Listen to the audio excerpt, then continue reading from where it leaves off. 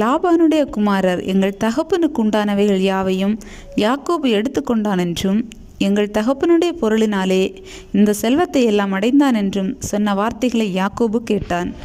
லாபானின் முகத்தை யாக்கோபு பார்த்தபோது அது நேற்று முந்தைய நாள் இருந்தது போல் இராமல் வேறுபட்டிருக்க கண்டான்.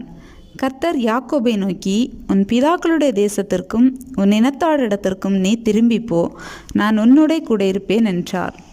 அப்பொழுது யாக்கோபு ராகேலையும் லேயாளையும் வெளியிலே தன் மந்தையிடத்தில் அழைப்பித்து, என்னால் இயன்ற மட்டும் நான் உங்கள் தகப்பனுக்கு ஊழியம் செய்தேன் என்று நீங்கள் அறிந்திருக்கிறீர்கள். உங்கள் தகப்பனோ என்னை வஞ்சித்து என் சம்பளத்தை 10 முறை மாற்றினான். ஆனாலும் அவன் எனக்கு தீங்கு செய்ய தேவன் அவனுக்கு இடம் கொடுக்கவில்லை. புள்ளியுள்ளவைகள் உன் சம்பளமாயிருக்கும் என்று அவன் சொன்னபோது ஆடுகளெல்லாம் புள்ளியுள்ள குட்டிகளை போட்டது. கலப்பு நிறமுள்ளவைகள் உன் சம்பளமாயிருக்கும் என்று அவன் சொன்னபோது ஆடுகளெல்லாம் கலப்பு நிற குட்டிகளை போட்டது. இவ்விதமாய் தேவன் உங்கள் தகப்பனுடைய ஆடுகளை எடுத்து எனக்கு தந்தார்.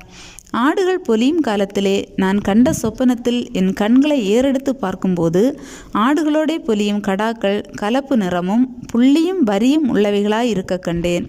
அன்றியும் தேவதூதன் ஒருவர் சொப்பனத்தில், யாக்கோபே என்றார். இதோ இருக்கிறேன் என்றேன். அப்பொழுது அவர், உன் கண்களை ஏறெடுத்து பார். ஆடுகளோடே பொலியும் கடாக்களை எல்லாம் கலப்பு நிறமும் புள்ளியும் வரி உள்ளவைகளுமாய் இருக்கிறது. லாபான் உனக்கு செய்கிற யாவையும் கண்டேன்.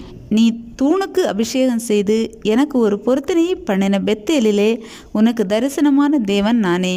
இப்பொழுது நீ எழுந்து இந்த தேசத்தை விட்டு புறப்பட்டு உன் இனத்தார் இருக்கிற தேசத்திற்கு திரும்பிப்போ என்று சொன்னார் என்றான். அதற்கு ராகேலும் லேயாளும், எங்கள் தகப்பன் வீட்டிலே இனி எங்களுக்கு பங்கும் சுதந்திரமும் உண்டோ?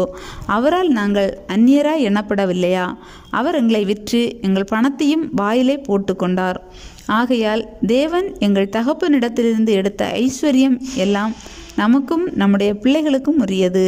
இப்படி இருக்க தேவன் உமக்கு சொன்னபடியெல்லாம் செய்யும் என்றார்கள்.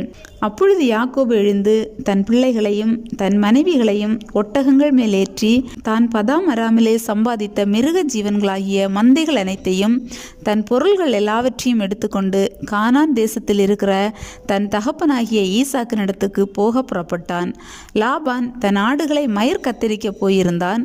அந்த சமயத்திலே ராகேல் தன் தகப்பனுடைய சுரூபங்களை திருடி கொண்டாள்.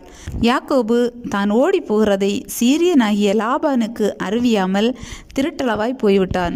இப்படியே அவன் தனக்கு உண்டானவைகளை எல்லாம் எடுத்துக்கொண்டு ஆற்றை கடந்து கீலேயாத் மலையை நோக்கி ஓடிப்போனான்.